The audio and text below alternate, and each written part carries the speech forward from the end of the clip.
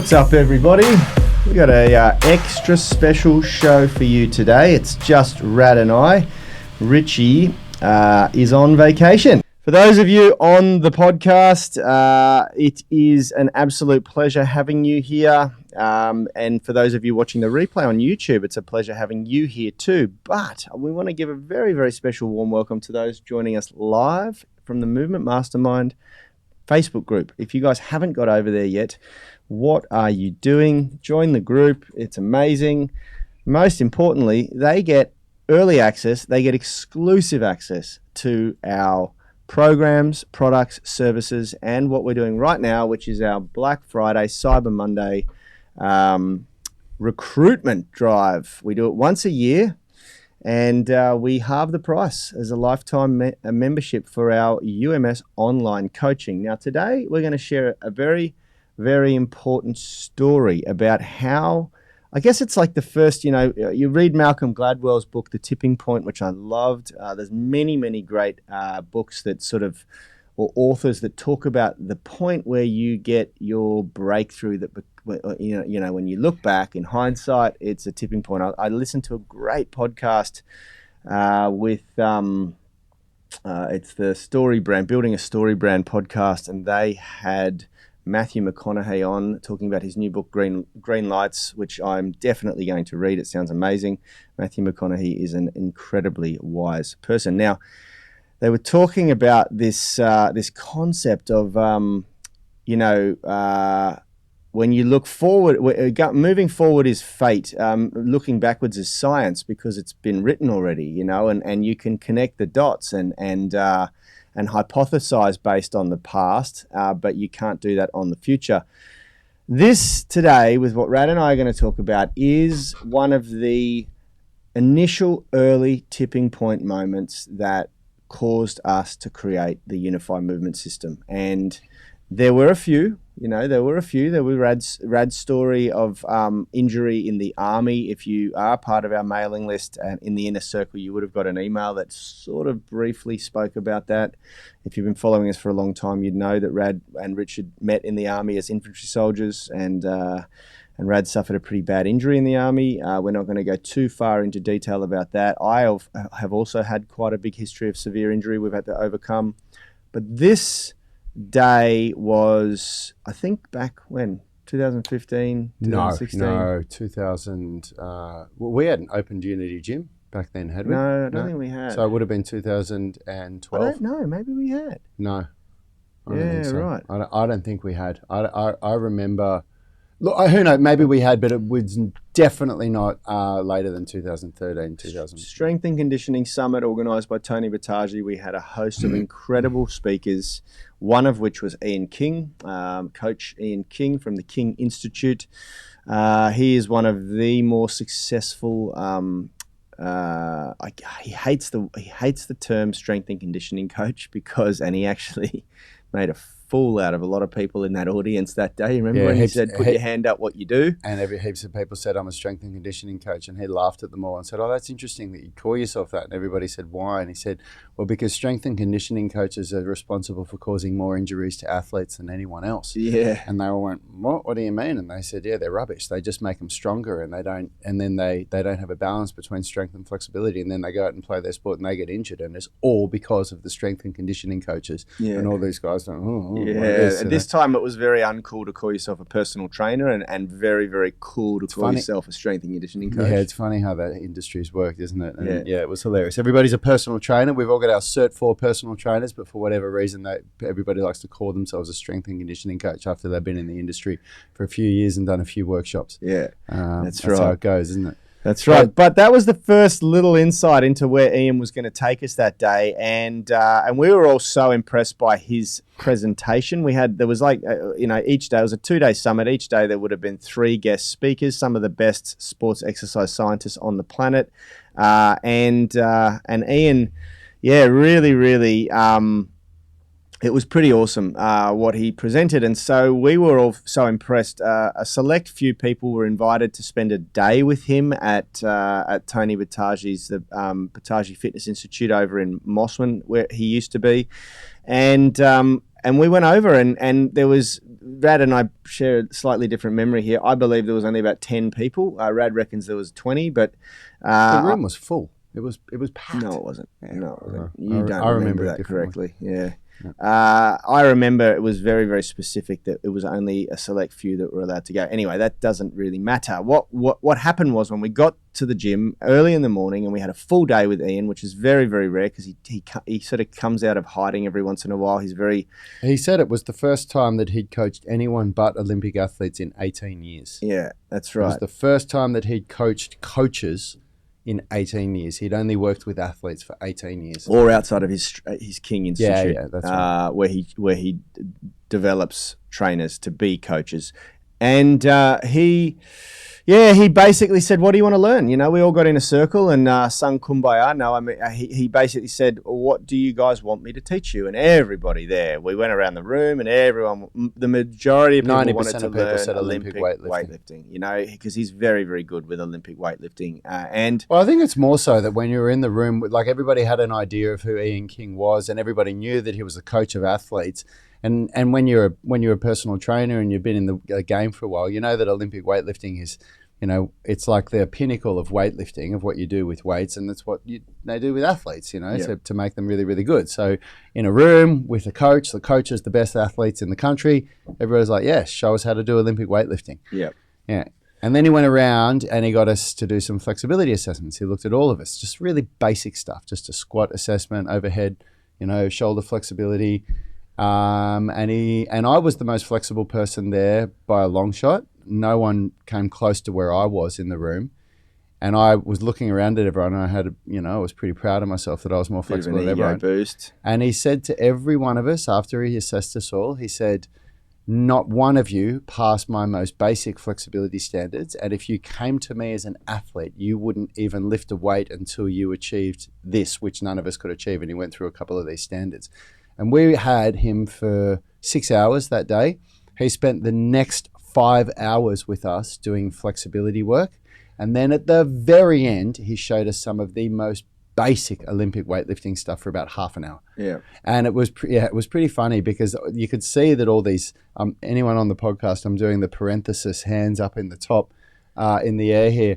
Any of these strength coaches there, you could see them. They were all pretty pissed off and like ego crushed that they weren't doing weightlifting and that they were doing stretching, because you could tell that most of these guys didn't do any stretching at all. They were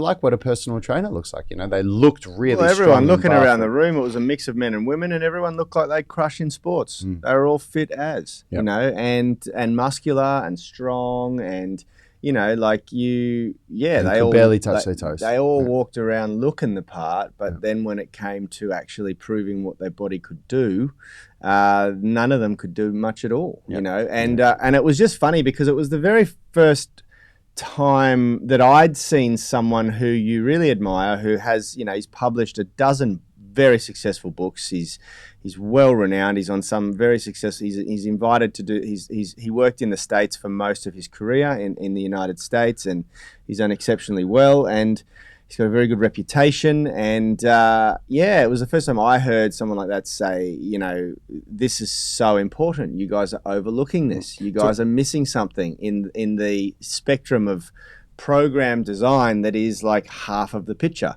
You know. Do you want to know something that I remember that he said? He must have said this to every single, because he'd get people out to, you know, to demonstrate whatever the flexibility standard that we were about to do, and he went through the entire body. We did 5 hours of flexibility with him. We did so many stretches that back then we'd never done before. You know, from the wrists, forearms, elbows, you know, like right through the body. And I remember when people would come out, he'd go like this. He'd look at them, and then he'd get this grin on his face, and he'd go, "What injuries have you had?" Yeah. And some people would give him the injuries, and he'd go like this. And if some people said, "Oh, I haven't had any," and he'd go, "Well, what are you going to have?"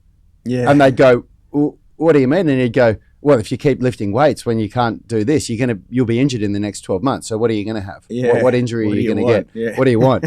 And he did that to everyone in the room. Yeah. He said to everyone, you know, and this was, I think, the point of your story when it got to Yanni, and he said, "What injuries have you had?" And what did you and say? I had just had. See, this is why it was after Unity Gym, because I had that operation just before we opened the gym. Well, there you go. So it was just after we'd have been opened Unity Gym. 2015, So 2016. Yanni had just ruptured his ACL, his anterior cruciate ligament, and he had a full knee reconstructive MCL surgery on it. And my meniscus had torn, and that was from a soccer injury. I had a tackle go into the side of my knee, and that dislocated my knee. My knee bent sideways the way it's not meant to, and I had gone in for a tackle, and the whole thing happened very quickly, you know. But I have memories of what it looked like, what it felt like, what it sounded like.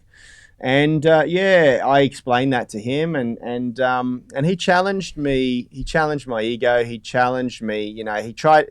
At the time, he said something along the lines of, "You may find that if you had have paid a little bit more attention to your flexibility and how your body functioned, as opposed to just how it looked, you may have found that your knee would never have dislocated." And I have found that incredibly challenging to my ego. I just thought, how ridiculous is that? The notion that if I was more flexible and my body was functioning better, maybe my knee never would have been injured. And I just didn't really get it at the time because it challenged my ego to such a degree.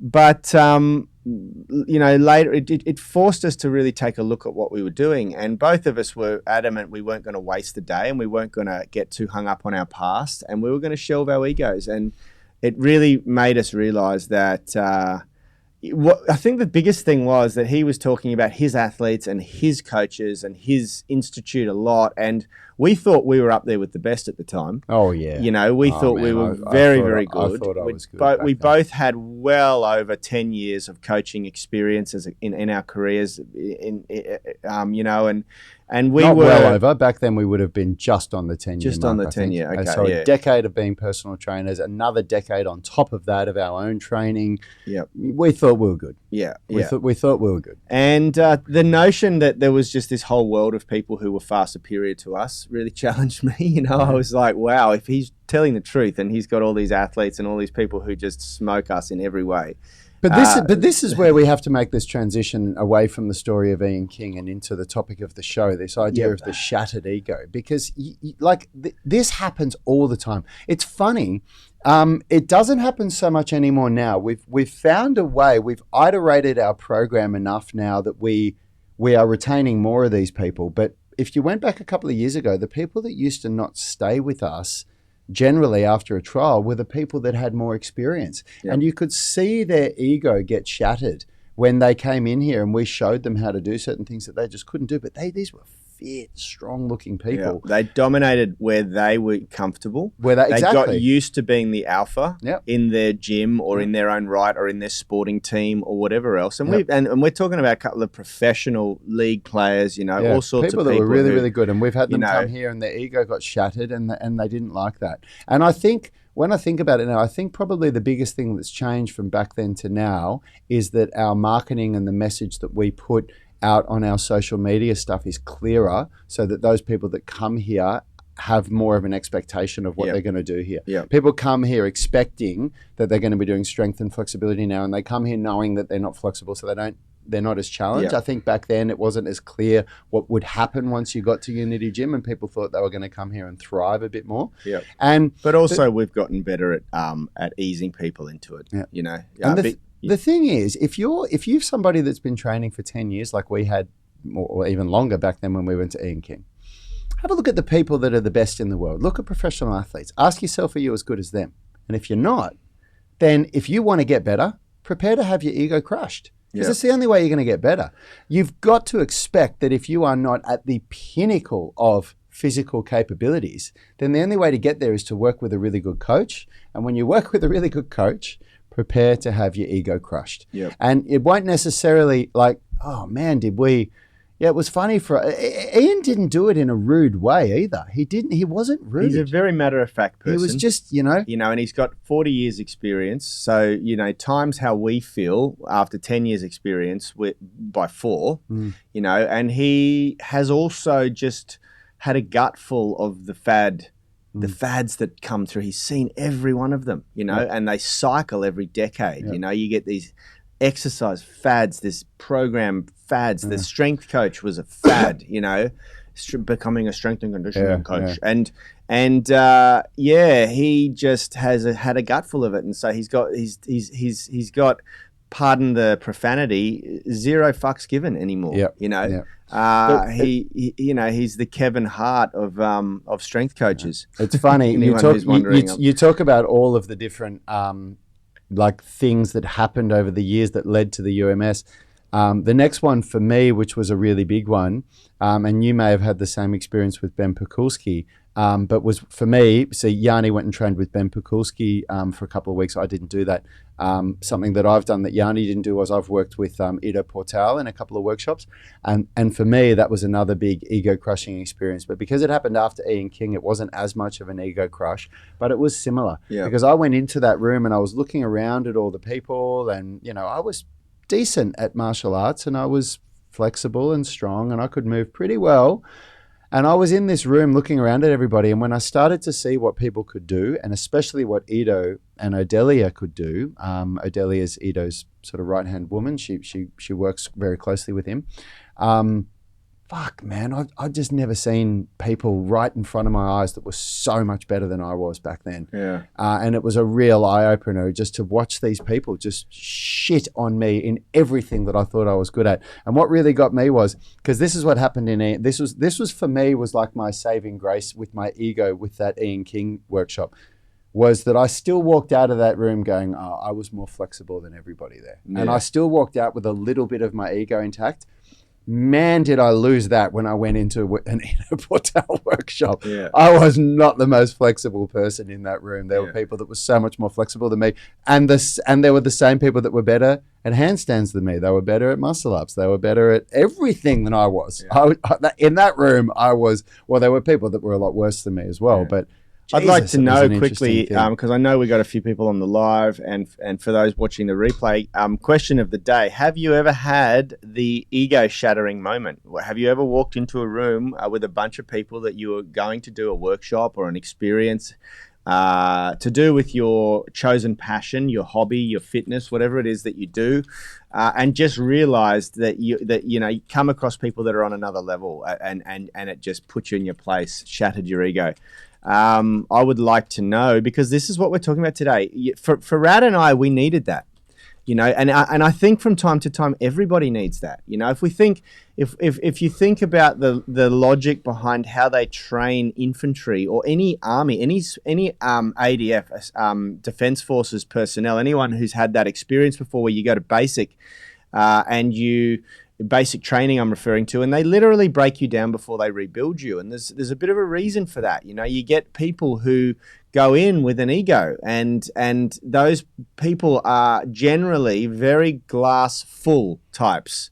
You can't train them, you can't coach them, you can't teach them anything new, because they're just so full of themselves already. And the better you are at what you do, the worse this becomes. And, I'm speaking to you from the heart with all due respect. Everybody who's in this group is above average, above average in their physical capability. That's why you're in this group. You don't walk around as general populations anymore. You've grown above that. You've, ascended the concept of being a general populations person. You take your health and fitness very, very importantly. It's a priority for you. Otherwise, you wouldn't spend time in this group, And so for the majority of people in this group, it's very, very challenging to learn something new, especially like the unified movement system, where it really challenges the status quo and goes above and beyond what the norm is, where you are maybe a specialist in your field of sport, strength.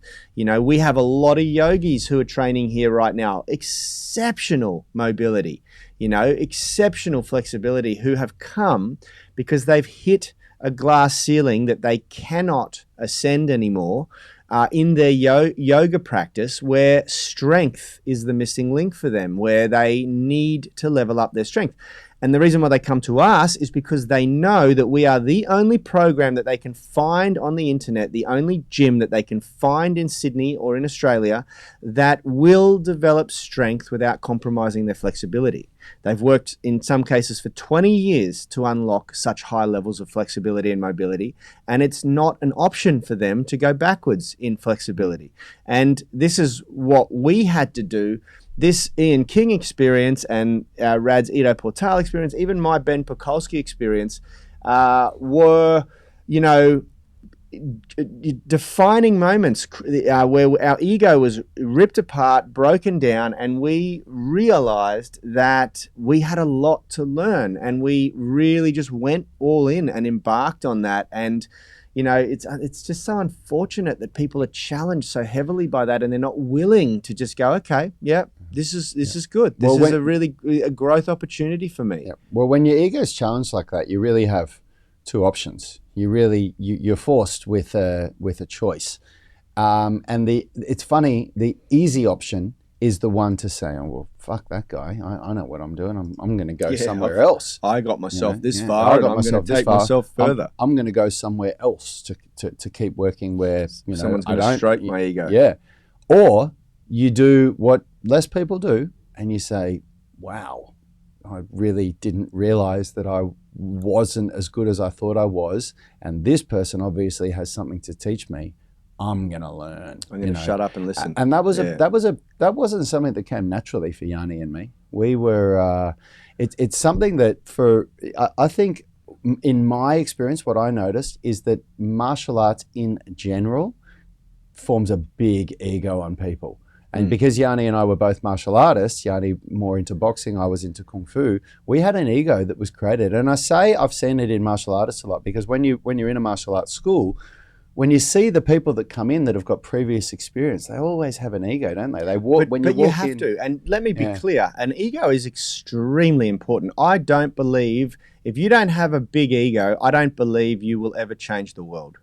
There is no way that you will have the confidence to do something profound without an ego. Everyone needs it, but just like anything, it can't be left unchecked. You can't have something in your life that's absolutely over the top. In any facet of life, it just isn't a healthy thing.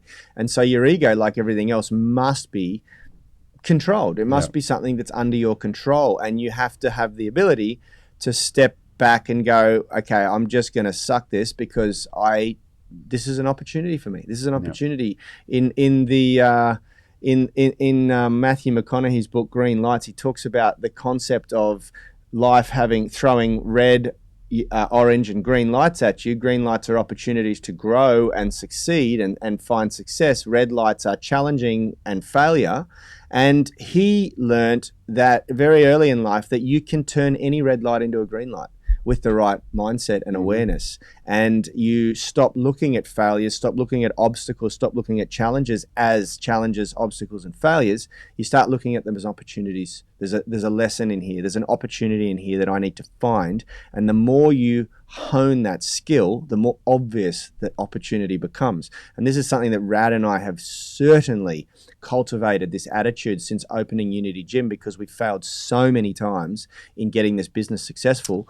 And we just started to call it the turn a negative into a positive sort of mindset, where it's like, how can we flip this? How can we turn this into a positive? How can we, it's become so autonomous now. Even when COVID hit and we had to shut the gym and everything, I said to the boys, let's mourn this for 12 hours and then let's come back tomorrow and let's dominate our online. Let's go all in on the online space and make this a positive, grow out of it. And, in everything we do, every injury, every failure, we find positive and we grow, and this is, I think, where I really want to take this conversation today is for you guys who are sitting on the fence. You're thinking about, why would I join the UMS online coaching? I've got a handstand master. I've got this. I've had this great program. I've worked with this guy and I've learnt this, and now I feel like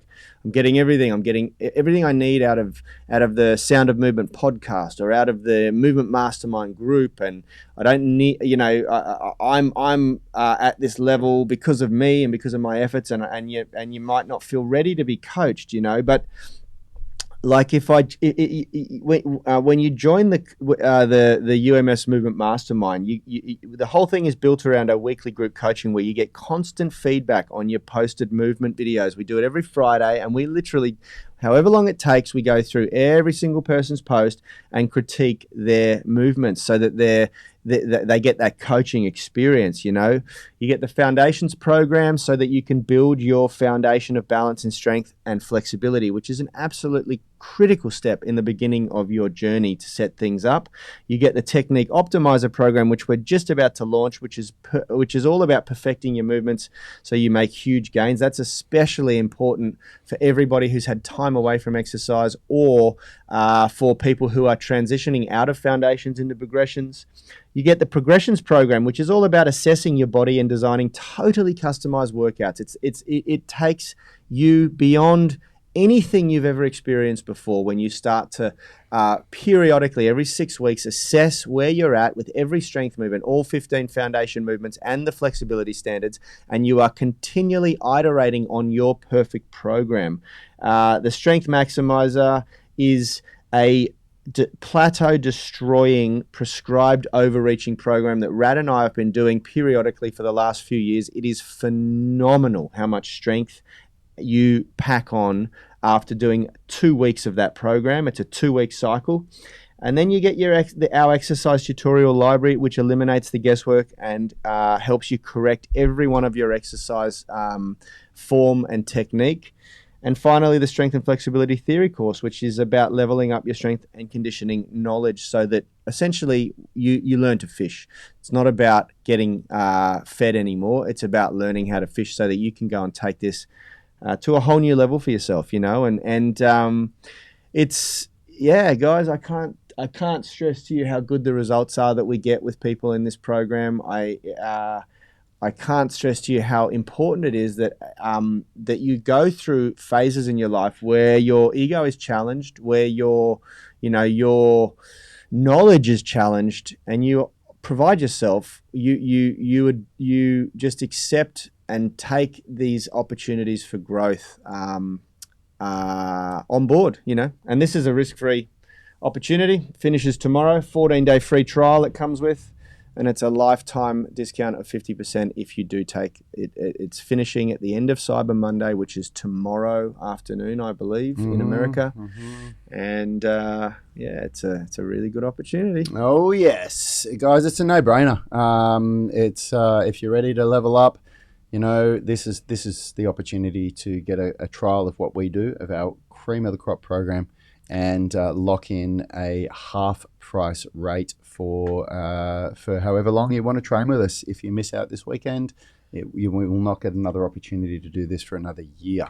So if you're wondering what it's like and if it's legit, check out some of the posts that the guys have posted for the pinned post, the announcement about this opportunity.